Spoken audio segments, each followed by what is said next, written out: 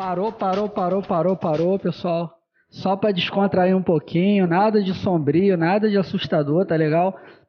Vamos começar a tratar agora dos benefícios em espécie. É um assunto de minuta importância e é o core da prova.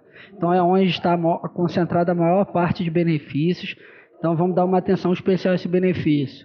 Não fique assustado, não fique terrorizado, que dá para atender tranquilamente. Muitos alunos têm dificuldade, mas vou procurar fazer o trabalho aqui da melhor maneira possível e que atenda vocês seja mais satisfatório.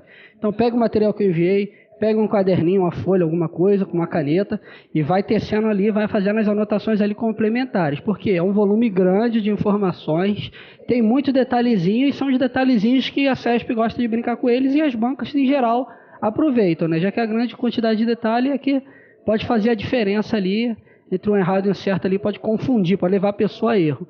Então, muita atenção a partir de agora que a gente vai tratar dos benefícios, tá? Não vou seguir a sequência da Lei 8.213. Então, ela começa lá tratando das aposentadorias. Eu vou começar por uma sequência que didaticamente eu acho melhor. Então, eu começo falando do salário família. Tá ok? Muita atenção, fixação, sem terror, sem medo. Vamos atacar os benefícios a partir de agora. E as próximas aulas seguintes a gente vai passeando aí nos benefícios em espécie.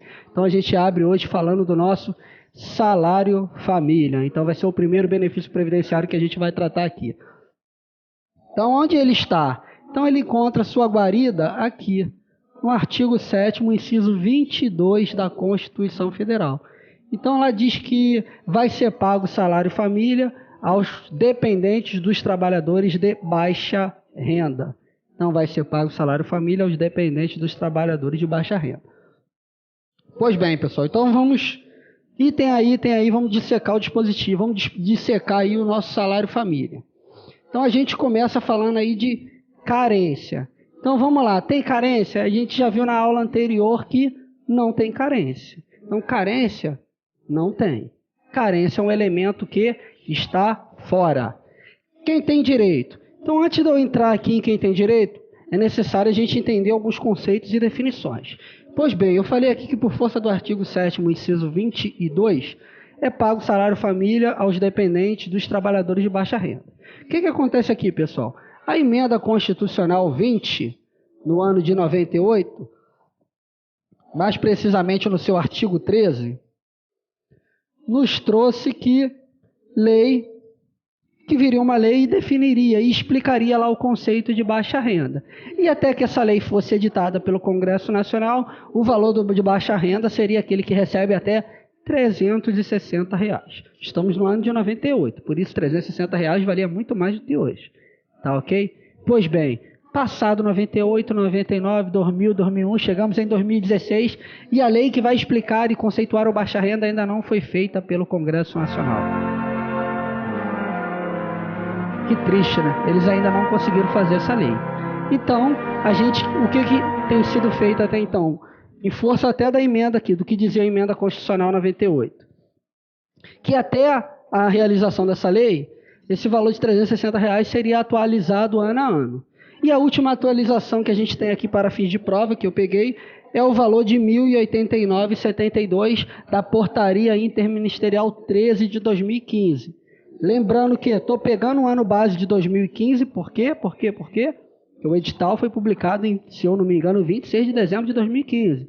E lá dizia que vale a legislação em vigor na data da publicação do edital. Então, por isso que estou trabalhando com esse valor de 2015. Tá? Estou só recapitulando aí o que já foi dito em aulas anteriores. Tá? Então, baixa renda vai ser o quê? Aquele que recebe até R$ 1.089,72. Tá? Pessoal, fique atento com os trocadilhos de prova. A prova, ela pode vir muito bem dizendo, Tício é baixa renda, aí tranquilo, beleza. Agora, se ela chegar e afirmar para você, Tício recebe um salário mínimo, você já vai ter que induzir ali, vai ter que raciocinar um pouquinho mais. Se ele recebe um salário mínimo, ele é o quê? Baixa renda. Então, cuidado com os trocadilhos, não fica se atendo apenas a gravar valores, não. Tá? Isso aí tem que ter a percepção, tem que ter sensibilidade também na hora da prova. Então, Tício é baixa renda? Beleza, tu já ganhou a gaivota, tu já sabe que ele é baixa renda, já dominou ali, já está tranquilo. Agora, Tício recebe um salário mínimo, aí você, um salário mínimo é menor. Um salário mínimo é baixa renda. Então, fique atento a essas nuances, tá? Não vamos dar mole em relação a isso. Então, a gente já sabe aqui que o salário família vai ser pago ao dependente do trabalhador de baixa renda. Então, vamos anotar aqui um conceito interessante no nosso quem tem direito para facilitar as coisas. Então, quem tem direito ao salário família, pessoal? Empregado, doméstico e avulso. Repetindo, quem tem direito? Empregado, doméstico e avulso. Então, esses três que vão ter direito, desde que sejam o quê? Baixa renda, que recebam até quantia igual ou inferior a R$ 1.089,72, em razão, na proporção do número de filhos, ou equiparados a filhos, até 14 anos de idade. Então, em razão na proporção do número de filhos, ou equiparados a filhos, até 14 anos de idade, salvo ser inválidos. Os inválidos de qualquer idade. Então, salvo ser inválido, no caso dos inválidos de qualquer idade, sem problema algum. Então, temos um limite geral de idade de 14 anos. 14 anos, salvo-se inválido, como já disse, estou repetindo, de qualquer idade. Então, vamos preencher aqui para ficar bonito. Então, quem tem direito ao empregado, doméstico e avulso. Se eu estou dizendo que o empregado doméstico e avulso tem direito, quem não tem direito? Então, não tem direito. Vamos puxar um item aqui novo. Não tem direito.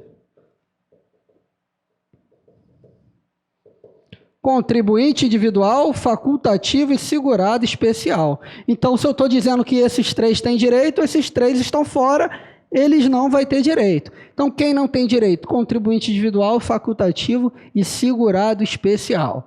Tem que ser baixa renda, temos o limite de 14 anos, salvo ser inválido.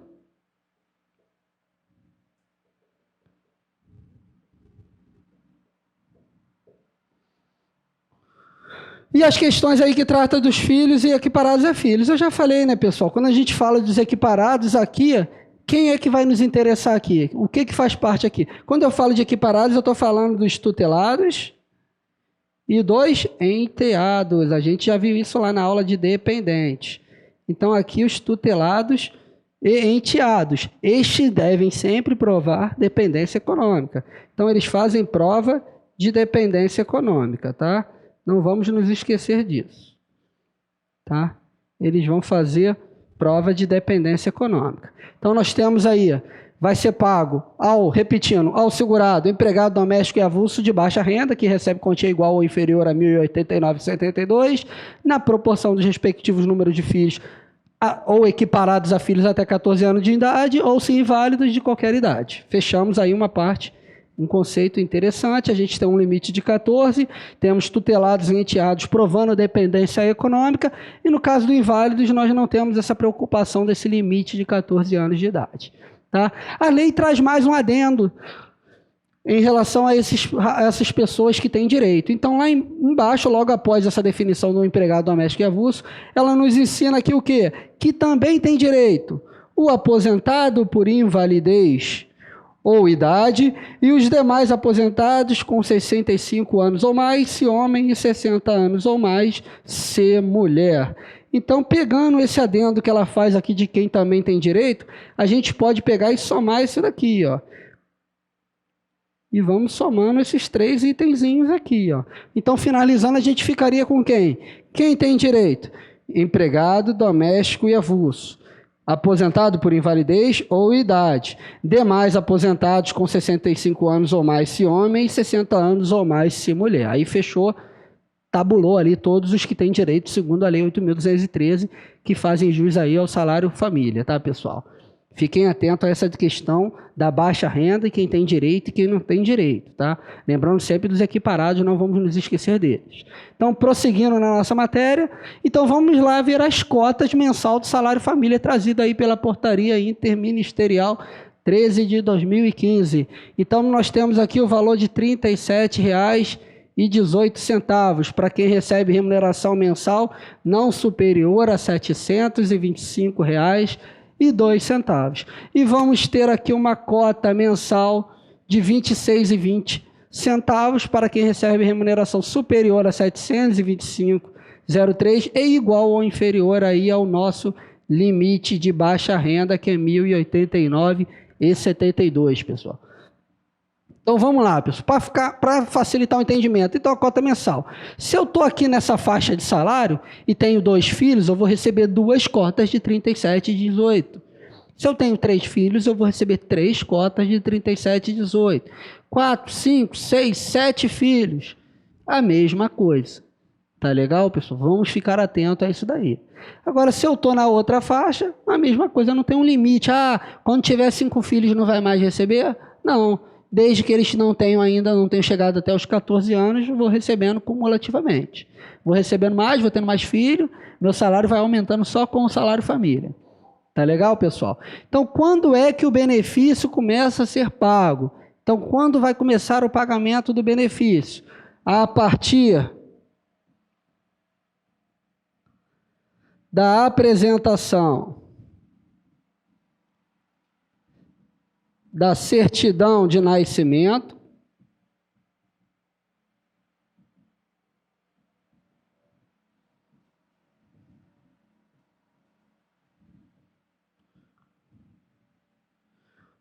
ou de documento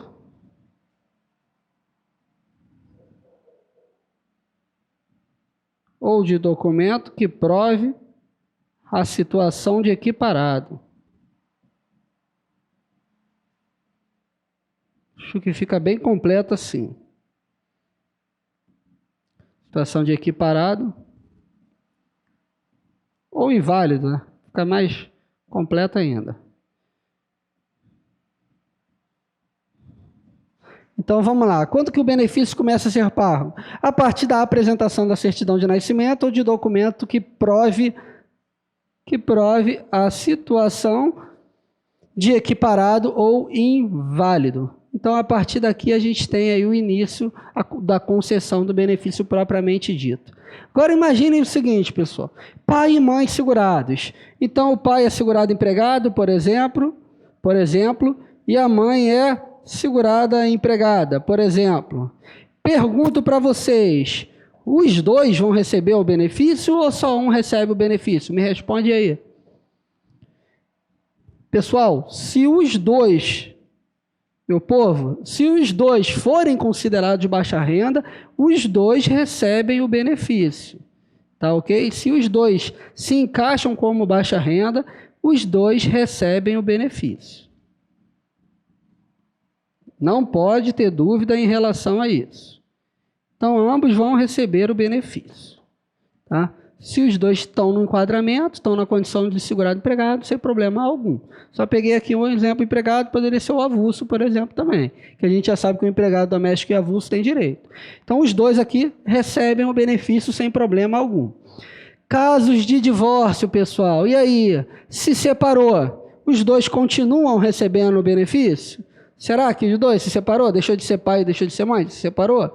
Então, em caso de divórcio, continua recebendo, mas o valor, vamos botar aqui assim, ó, continua recebendo,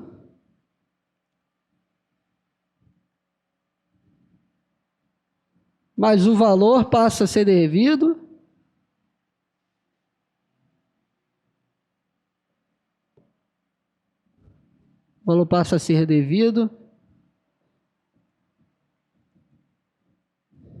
diretamente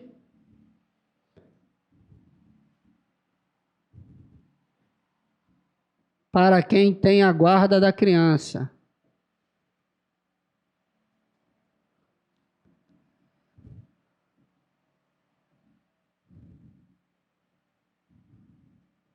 Para quem tem a guarda da criança. Então, olha que beleza. Então, divórcio. Vai parar, um dos dois vai ficar sem receber? Caso os dois recebam ou não.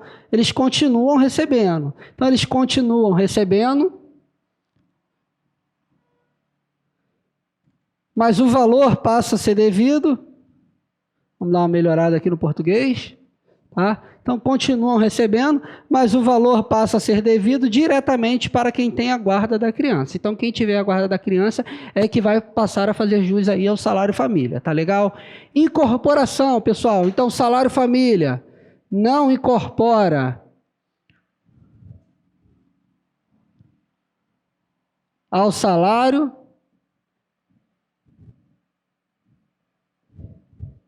e nem a benefício previdenciário. Tá? Então, temos um caso aí de não incorporação. Então, salário, família, não vai incorporar ao salário e nem a benefícios previdenciários para fins de concessões futuras. Então, a gente não vai ter essa incorporação, não. Tá? Acumulação, pessoal, aqui no artigo 18, parágrafo 2º da Lei 8.213, a gente tem um caso aí de acumulação muito interessante. Então, ele fala lá, eu acho que é bem pertinente para fins de prova, que a aposentadoria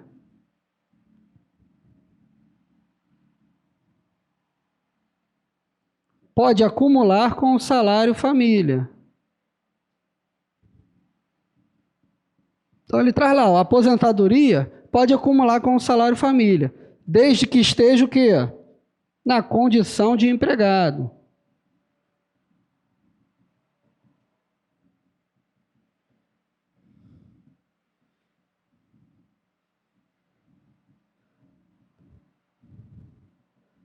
Desde que esteja na condição de empregado. Então, ele traz um limite aí, ele traz uma possibilidade de acumulação e, ao mesmo tempo, traz também um limite. Eu acho que isso aqui é muito importante para fins de prova, tá, pessoal?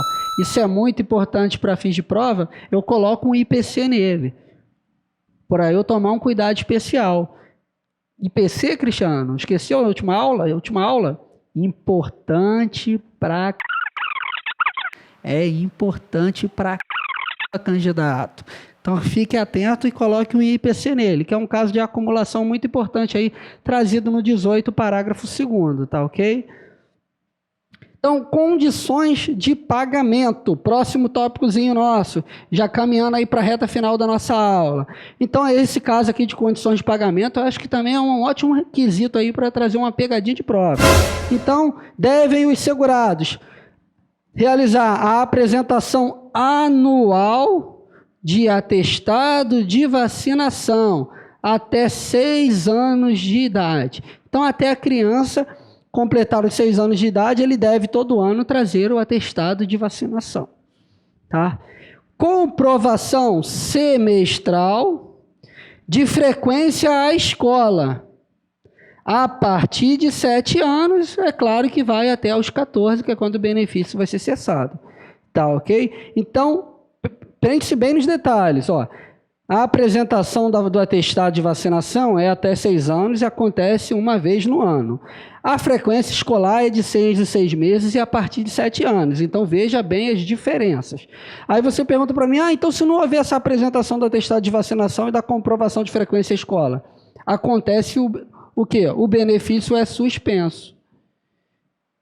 Então, se o segurado não apresentar tanto o atestado de vacinação como a comprovação de frequência à escola, o benefício vai ser suspenso, até que ele vá lá e regularize essa situação, tá?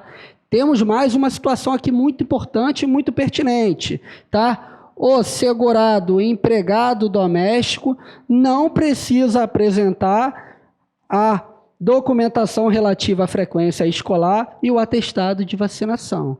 Então, para o segurado doméstico, basta apenas a apresentação da certidão de nascimento.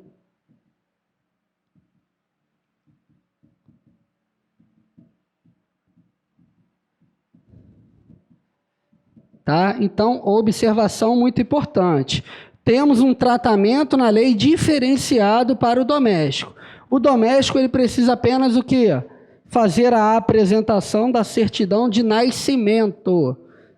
Tá ok? O doméstico apenas a apresentação da certidão de nascimento. Enquanto que os demais segurados têm o quê? Que fazer a apresentação anual de atestado de vacinação até 6 anos de idade e comprovação semestral de frequência à escola a partir de 7 anos. O doméstico, ele deve apenas fazer a apresentação da certidão de nascimento. E não precisa nada mais. Então, para quem vai se dar aqui, pessoal, essa apresentação dessa documentação? seja ela de vacinação ou da comprovação semestral de frequência à escola. Ele vai se dar aqui nos casos para o empregador doméstico e o empregador. Então, eles vão lá e apresentam esses documentos para o empregador e o empregador doméstico, e ele vai fazer a guarda desse documento. Eu já vou falar disso daqui a pouquinho, tá ok? Eles vão pegar e vão fazer essa guarda. Então, é para ele que vai ser apresentado. Então, o empregado e o avulso seguem essa primeira regra, e o doméstico, para ele, basta apenas a apresentação da certidão de nascimento. Ele ignora aí o atestado de vacinação e a comprovação semestral de frequência. Observaçãozinha também muito importante, hein? Muito importante, meu povo, muito importante. Compensação. Então, para que vocês entendam, repare que tanto o empregador como o doméstico, eles é que vão fazer. Então, junto com o salário do segurado, é que vai lá o pagamento do benefício do salário família. Então, ele não é pago pela Previdência Social. Então, o que acontece, pessoal? Como que funciona isso daqui?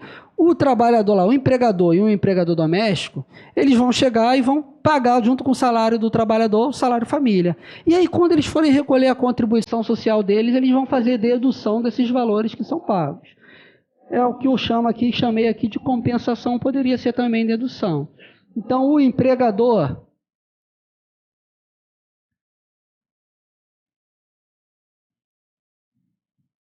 e o empregador doméstico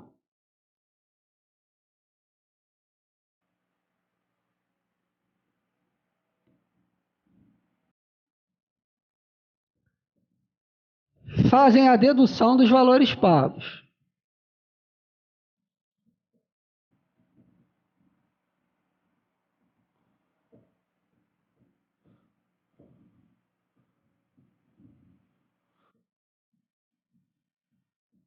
Tá? Então, o empregador e o empregador doméstico fazem a dedução dos valores pagos. Reparem, pessoal, que eu nem falei aqui do trabalhador avulso. Então, repare que eu deixei de fora o trabalhador avulso. O que acontece? O trabalhador avulso, ele paga o salário família para o avulso desde que haja convênio. Então, ele só vai efetuar o pagamento se houver convênio. Se não houver convênio, via de regra, o avulso vai ter que receber por onde? Ele vai ter que receber pelo INSS. Então, o trabalhador avulso, ele tem essa situação de convênio. Então, se o OGMO ou o sindicato da categoria tiver convênio com o INSS, ele poderá estar realizando o pagamento desse salário família. Se não houver convênio, ele teoricamente vai ter que estar recebendo diretamente pelo INSS. Os aposentados que têm direito, que a gente acabou de ver, eles vão receber por onde? Vão receber pelo INSS também. Tá ok? Então, eles também recebem pelo INSS. Então, vamos ficar atentos apenas nessas hipóteses de dedução. Tá ok? Então, empregador doméstico. Se houver convênio lá do OGMO e do sindicato e ele realizar o pagamento, ele também vai fazer a dedução, é claro. Tá? Então, vamos ficar atentos que tem essa dedução. Não fique com a ideia de que quem paga o benefício previdenciário é o empregador e o empregador doméstico. Eles não pagam nada. Eles até pagam, mas eles pegam o dinheiro de volta quando dá recolhimento lá da contribuição patronal deles. Aí eles pegam e fazem essa dedução, fazem esse desconto na contribuição ali que foi paga para o trabalhador. Ou seja, no final das contas, quem realmente paga é o INSS, já que é ele que deve arcar com os benefícios previdenciários. Então, conservação de documentos. Então, esses documentos aqui que a gente acabou de ver, pessoal, atestado de vacinação, pagamento, comprovante de frequência escolar, certidão de nascimento. Então, o empregador e o empregador doméstico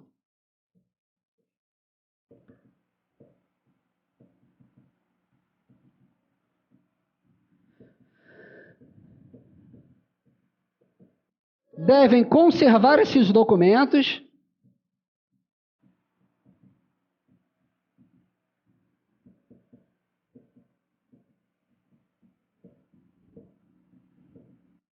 por 10 anos,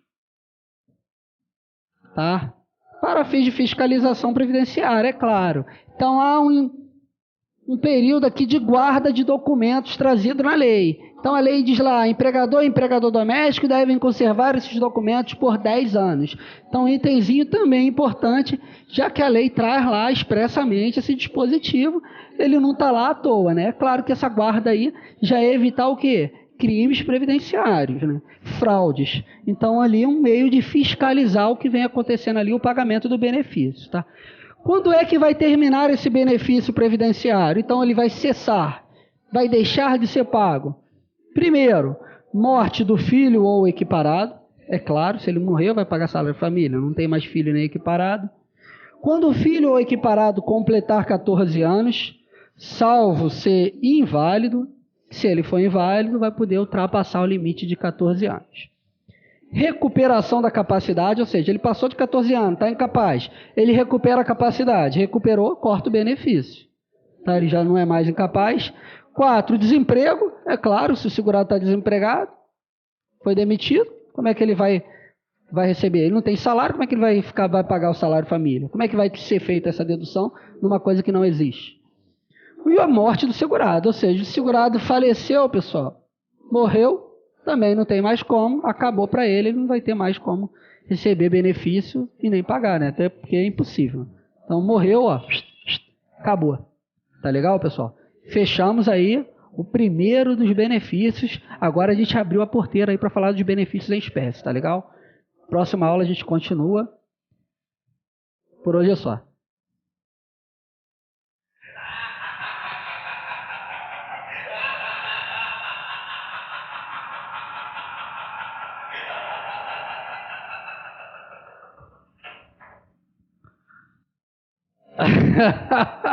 É 12 mais 12 mais 12, 36, tá? É pauleira, pessoal, é pauleira. Não fica assustado não que é pauleira, tá? A gente fecha aqui o período de graça. Qualquer dúvida, repete o vídeo, repete quantas vezes. Se ainda não resolver, envia um e-mail para Dicas do Carvalho que eu estou respondendo aí. Eu venho tirando um monte de dúvida e venho ajudando o pessoal aí da melhor maneira possível, tá? Mas fica tranquilo que eu respondo e tento te ajudar da melhor maneira possível. O meu objetivo agora é que você faça uma boa prova, chegue lá, arrebente, depois você me manda um e-mail. Arrebentei, vem pro churrasco, tá? Até daqui a pouco.